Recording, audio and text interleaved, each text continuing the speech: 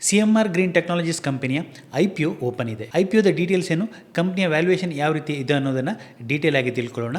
Hello and welcome to the channel. ನಾನು Rashmith, SEBI registered research analyst.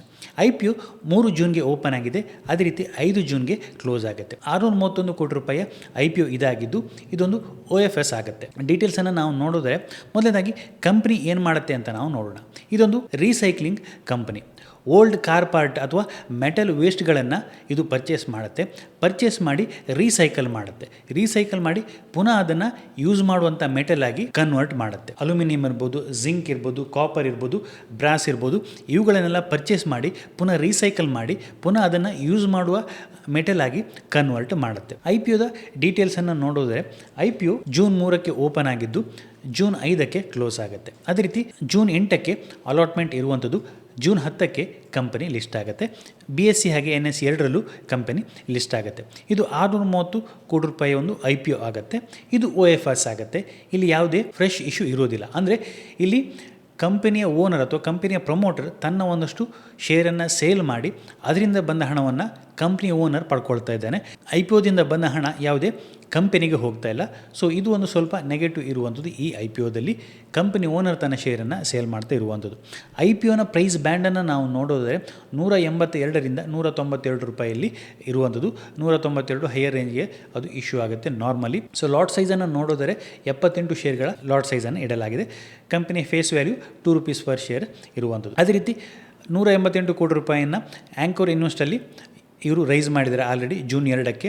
Anchor investment ಅಂತ ಹೇಳಿದರೆ ಒಂದಷ್ಟು ಇನ್ಸ್ಟಿಟ್ಯೂಷನ್ಗಳು ಇನ್ವೆಸ್ಟ್ಮೆಂಟ್ ಮಾಡುತ್ತೆ. ಪಬ್ಲಿಕ್ IPOಕ್ಕಿಂತ ಒಂದು ದಿನ ಮುಂಚೆ ಇನ್ಸ್ಟಿಟ್ಯೂಷನ್ಗಳು ಈ ಕಂಪ್ನಿ ಶೇರನ್ನು ಪರ್ಚೇಸ್ ಮಾಡ್ತಾರೆ. ಸೊ ಅದರಿಂದ 192 ರೂಪಾಯಲ್ಲಿ 188 ಕೋಟಿ ರೂಪಾಯಿಯನ್ನು ಆ್ಯಂಕರ್ ಇನ್ವೆಸ್ಟ್ಮೆಂಟ್ ಮುಖಾಂತರ ಕಂಪ್ನಿ ರೈಸ್ ಮಾಡಿದೆ. ಅದೇ ರೀತಿ ಕಂಪನಿಯ ಸ್ನ್ಯಾಪ್ಶಾಟನ್ನು ನಾವು ನೋಡೋದಾದರೆ ಇದು 2006ರಲ್ಲಿ ಪ್ರಾರಂಭವಾದಂಥ ಒಂದು ಕಂಪ್ನಿ.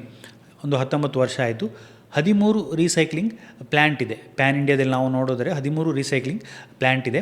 ಇವರು ಲಿಕ್ವಿಡ್ ಅಲ್ಯೂಮಿನಿಯಂ ರೀಸೈಕಲಲ್ಲಿ ನಂಬರ್ 1 ಪೊಸಿಷನನ್ನು ಹೊಂದಿದ್ದಾರೆ. ಅದೇ ರೀತಿ ಅರೌಂಡ್ 4740 ಎಂಪ್ಲಾಯಿಗಳಿದ್ದಾರೆ. ಪ್ರಾಡಕ್ಟ್ಸನ್ನು ನಾವು ನೋಡೋದರೆ recycled aluminium alloy, liquid aluminium, zinc alloy, ಅದೇ ರೀತಿ ಅಲ್ಯೂಮಿನಿಯಂ ಬಿಲ್ಲೆಟ್ಸ್, ಕಾಪರ್, ಬ್ರಾಸ್ ಇವುಗಳನ್ನು ಇವರು ರೀಸೈಕಲ್ ಮಾಡಿ ನೆಕ್ಸ್ಟ್ ಅದನ್ನು ಯೂಸೇಬಲ್ ಮೆಟಲ್ ಆಗಿ ಕನ್ವರ್ಟ್ ಮಾಡ್ತಾರೆ. ಇವರ ಮೇನ್ ಕ್ಲೈಂಟನ್ನು ನಾವು ನೋಡೋದ್ರೆ ಮಾರುತಿ ಸುಜುಕಿ, ಹೋಂಡಾ ಇರ್ಬೋದು, ಹೀರೋ ಮೋಟೋಕಾರ್ಪ್ ಇರ್ಬೋದು, ಬಜಾಜ್ ಆಟೋ, ರಾಯಲ್ ಎನ್ಫೀಲ್ಡ್, ಇವೆಲ್ಲವೂ ಎಂಡ್ಯೂರೆನ್ಸ್ ಟೆಕ್ನಾಲಜೀಸ್, ಇವೆಲ್ಲವೂ ಒಂದಷ್ಟು ಇವರ ಮೇನ್ ಕ್ಲೈಂಟ್ ಆಗುತ್ತೆ. ಈ ಕಾರ್ ಮೇಕಿಂಗ್ ಅಥವಾ ಟೂ ವೀಲರ್ ಮೇಕಿಂಗ್ ಕಂಪ್ನಿಗಳಿಗೆ ಇವರು ಈ ಮೆಟಲ್ಗಳನ್ನು ಸಪ್ಲೈ ಮಾಡ್ತಾರೆ. ಕಂಪನಿಯ ಕೀ ಫಿನಾನ್ಷಿಯಲ್ಸನ್ನು ನಾವು ನೋಡೋದ್ರೆ 2025ರಲ್ಲಿ ಫಿನಾನ್ಷಿಯಲ್ ಇಯರ್ 2025ರಲ್ಲಿ 6697 ಕೋಟಿ ರೂಪಾಯಿಯ ರೆವಿನ್ಯೂವನ್ನು ಮಾಡುತ್ತೆ. ಪ್ರಾಫಿಟನ್ನು ನಾವು ನೋಡೋದರೆ 155 ಕೋಟಿ ರೂಪಾಯಿಯ ಪ್ರಾಫಿಟನ್ನು ಮಾಡುತ್ತೆ. ಅದೇ ರೀತಿ 2024ರಲ್ಲಿ 839 ಕೋಟಿ ರೂಪಾಯಿ ಒಂದು ಲಾಸನ್ನು ಇವರು ಪೋಸ್ಟ್ ಮಾಡ್ತಾರೆ. ಅಲ್ಲಿ ಒನ್ ಟೈಮ್ ರೈಟ್ ಆಫ್ ಇದ್ದ ಕಾರಣದಿಂದ ಅಲ್ಲಿ ಒಂದು ಸ್ವಲ್ಪ ದೊಡ್ಡ ಲಾಸನ್ನು ಇವರು ಪೋಸ್ಟ್ ಮಾಡ್ತಾರೆ. ಅದೇ ರೀತಿ 9 ಮಂತ್ ಫಿನಾನ್ಷಿಯಲ್ ಇಯರ್ 26ನ 9 ಮಂತ್ ಪ್ರಾಫಿಟನ್ನು ನಾವು ನೋಡೋದರೆ 162 ಕೋಟಿ ರೂಪಾಯಿ ಪ್ರಾಫಿಟನ್ನು ಮಾಡ್ತಾರೆ. ಪ್ರಾಫಿಟ್ ಮಾರ್ಜಿನ್ ತುಂಬ ಕಡಿಮೆ ಇರುವಂಥದ್ದು, 2.3% ಇರುವಂಥದ್ದು. ಅದೇ ರೀತಿ EBITDA ಮಾರ್ಜಿನ್ 4.56% ಇರುವಂಥದ್ದು. ಅದೇ ರೀತಿ EPS ಅನ್ನು ನಾವು ನೋಡೋದರೆ ಫಿನಾನ್ಷಿಯಲ್ ಇಯರ್ 25ಗೆ ನೋಡೋದರೆ ಅರೌಂಡ್ 6 ರೂಪಾಯಿ ಬರುವಂಥದ್ದು. ಹಾಗೆ ಅಸೆಟ್ ಆಗಿ ಇನ್ಕಮನ್ನು ನೋಡೋದರೆ year by year income rise ಆಗ್ತದೆ. ಅದೇ ರೀತಿ ಪ್ರಾಫಿಟ್ ಕೂಡ ಇರುವಂಥದ್ದು. ಹಾಗೆ ಒಂದಷ್ಟು ರಿಸರ್ವ್ಸ್ ಆ್ಯಂಡ್ ಸರ್ಪ್ಲಸ್ ಇದೆ. ಅದೇ ರೀತಿ ಒಂದಷ್ಟು ಟೋಟಲ್ ಬಾರೋಯಿಂಗ್ಸ್ ಕೂಡ ಇದೆ. ಕಂಪನಿಯ ಸ್ಟ್ರೆಂತನ್ನು ನಾವು ನೋಡೋದರೆ ಇದು ಆಗಲೇ ಹೇಳಿದಾಗೆ ರೀಸೈಕಲ್ಡ್ ಲಿಕ್ವಿಡ್ ಅಲ್ಯೂಮಿನಿಯಮಲ್ಲಿ ನಂಬರ್ 1 ಪೊಸಿಷನನ್ನು ಫಿನಾನ್ಷಿಯಲ್ ಇಯರ್ 2025ಲಿ ಹೊಂದಿತ್ತು. ಅದೇ ರೀತಿ 13 ಪ್ಲ್ಯಾಂಟ್ ಇದೆ ಅಕ್ರಾಸ್ ದಿ ಇಂಡಿಯಾ. ಅದೇ ರೀತಿ ಕ್ಲೈಂಟ್ ಬೇಸನ್ನು ನಾವು ನೋಡಿದರೆ ತುಂಬ ಒಂದು ಬ್ಲೂ ಚಿಪ್ ಕ್ಲೈಂಟ್ ಅಂತ ಹೇಳ್ಬೋದು. ಮಾರುತಿ ಇರ್ಬೋದು, ಹೋಂಡಾ ಇರ್ಬೋದು, ಹೀರೋ, ಬಜಾಜ್ ಇವರೆಲ್ಲ ಇವರ ಕ್ಲೈಂಟ್ ಆಗುತ್ತೆ. ಅದೇ ರೀತಿ ಟೊಯೋಟಾದ ಜೊತೆ ಒಂದಷ್ಟು ಜಾಯಿಂಟ್ ವೆಂಚರನ್ನು ಕೂಡ ಇವರು ಮಾಡ್ಕೊಂಡಿದ್ದಾರೆ. ಇಯರ್ ಬೈ ಇಯರ್ ರೆವೆನ್ಯೂ ಕೂಡ ಚೆನ್ನಾಗಿ ಗ್ರೋತ್ ಆಗ್ತಾಯಿದೆ. ಒಂದಷ್ಟು ನೆಗೆಟಿವ್ ಪಾಯಿಂಟನ್ನು ನೋಡಿದರೆ ಇದು ಪ್ಯೂರ್ ಆಗಿ OFS ಆಗುತ್ತೆ. ಇಲ್ಲಿ ಈ IPOದಿಂದ ಕಂಪ್ನಿಗೇನು ಬೆನಿಫಿಟ್ ಇಲ್ಲ, ಕಂಪ್ನಿ ಓನರ್ಗೆ ಬೆನಿಫಿಟ್ ಇರುವಂಥದ್ದು. ಅದೇ ರೀತಿ ಮಾರ್ಜಿನನ್ನು ನಾವಿಲ್ಲಿ ನೋಡೋದರೆ 2.3% ಇರುವಂಥದ್ದು ತುಂಬ ಲೋ ಮಾರ್ಜಿನ್ ಆಗುತ್ತೆ. ಅದೇ ರೀತಿ ಇವರು ಕಂಪ್ಲೀಟ್ಲಿ ಹೆವಿಯಾಗಿ ಆಟೋ ಸೆಕ್ಟರ್ ಮೇಲೆ ಡಿಪೆಂಡೆಂಟ್ ಆಗಿದ್ದಾರೆ. ಸೊ ಒಂದೇ ಇಂಡಸ್ಟ್ರಿ ಮೇಲೆ ಕಂಪ್ಲೀಟ್ಲಿ ಡಿಪೆಂಡ್ ಆಗುವಂಥದ್ದು ಸ್ವಲ್ಪ ರಿಸ್ಕಿ ಬಿಸ್ನೆಸ್ ಆಗುತ್ತೆ. ಅದೇ ರೀತಿ ಇವರ ಮಾರ್ಜಿನ್ ಕಮ್ಮಿ ಇದೆ. ಹಾಗೆ ಮೆಟಲ್ ಪ್ರೈಸಲ್ಲಿ ಏನು ವೇರಿಯೇಷನ್ ಆಗುತ್ತೆ ಅದು ಕೂಡ ಇವರಿಗೊಂದು ತುಂಬ ನೆಗೆಟಿವ್ ಆಗುತ್ತೆ. ಆ ರೀಸನಿಂದ ಇವರ ಪ್ರಾಫಿಟಲ್ಲಿ ಒಂದಷ್ಟು ಏರುಪೇರು ಆಗ್ತಾ ಇರೋದನ್ನು ನಾವು ನೋಡ್ಬೋದು.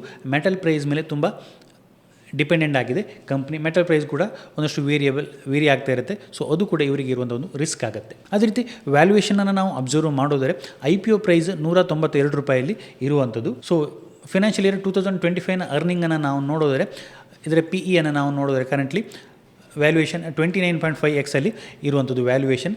ಲಿಸ್ಟ್ ಆದ ನಂತರ ಮಾರ್ಕೆಟ್ ಕ್ಯಾಪನ್ನು ನಾವು ಅಬ್ಸರ್ವ್ ಮಾಡಿದ್ರೆ $4,800 ಕೋಟಿ ಅರೌಂಡ್ ಮಾರ್ಕೆಟ್ ಕ್ಯಾಪ್ ಬರುತ್ತೆ. ಅದೇ ರೀತಿ ಗ್ರೇ ಮಾರ್ಕೆಟ್ ಪ್ರೀಮಿಯಮ್ ಕರೆಂಟ್ಲಿ ಒಂದು $63 ಇರುವಂಥದ್ದು, ಅರೌಂಡ್ $33 ಪ್ರೀಮಿಯಮಲ್ಲಿ ಗ್ರೇ ಮಾರ್ಕೆಟ್ ಪ್ರೀಮಿಯಮ್ ಟ್ರೇಡ್ ಆಗ್ತಿದೆ. ಸೊ ಇದು ಸ್ವಲ್ಪ ಪಾಸಿಟಿವ್ ಆಗುತ್ತೆ. ಬೇರೆ ಕಂಪ್ನಿಗಳ ಜೊತೆ ಕಂಪೇರನ್ನು ಮಾಡೋದಾದರೆ ಸೊ ಕರೆಂಟ್ಲಿ ರೆವಿನ್ಯೂ 6,697 crore ಇರುವಂಥದ್ದು, PE ಅರೌಂಡ್ 29 ಇದೆ ಅಥವಾ 30 ಇದೆ ಅಂತ ಹೇಳ್ಬೋದು. ರಿಟರ್ನ್ ಆನ್ ನೆಟ್ ವರ್ತ್ 31 ಇರುವಂಥದ್ದು ಬೆಟರ್ ಆಗುತ್ತೆ. ಅದೇ ರೀತಿ ಬೇರೆ ಒಂದಷ್ಟು ಕಂಪ್ನಿಗಳ ಕಡೆ ಗಮನವನ್ನು ಕೊಡೋದಾದರೆ ಜೈನ್ ರಿಸೋರ್ಸಸ್ ಇದರ ರೆವಿನ್ಯೂ ಈ ಕಂಪ್ನಿಗೆ ಕಂಪೇರ್ ಮಾಡಿದಾಗ ಕಡಿಮೆ ಇದೆ, CMRಗೆ ಕಂಪೇರ್ ಮಾಡಿದಾಗ. ಅದೇ ರೀತಿ ಗ್ರಾವಿಟಾದು ರೆವಿನ್ಯೂ ಕಡಿಮೆ ಇದೆ, ಬಹೇತಿ ರೀಸೈಕ್ಲಿಂಗ್ ಅದೇ ರೀತಿ ಪಾಂಡಿ ಆಕ್ಸೈಡ್ನ ರೆವಿನ್ಯೂ ಕೂಡ ಕಡಿಮೆ ಇದೆ. ಅದೇ ರೀತಿ ಬೇರೆ ಕಂಪ್ನಿಗಳ PEಯನ್ನು ನಾವು ನೋಡಿದರೆ ಜೈನ್ ರಿಸೋರ್ಸಸ್ನ PE ತುಂಬ ಹೆವಿ ಇರುವಂಥದ್ದು 76 ಇದೆ.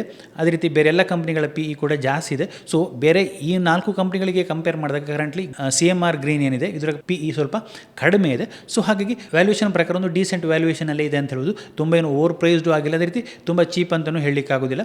ಸೊ ಒಂದು ಡೀಸೆಂಟ್ ವ್ಯಾಲ್ಯೂಯೇಷನಲ್ಲಿ ಇಟ್ಟಿದ್ದಾರೆ. ಬೇರೆ ಕಂಪ್ನಿಗೆ ಕಂಪೇರ್ ಮಾಡಿದಾಗ ಒಂದು ಡೀಸೆಂಟ್ ವ್ಯಾಲ್ಯೂಯೇಷನ್ ಇದೆ ಅಂತ ಹೇಳ್ಬೋದು.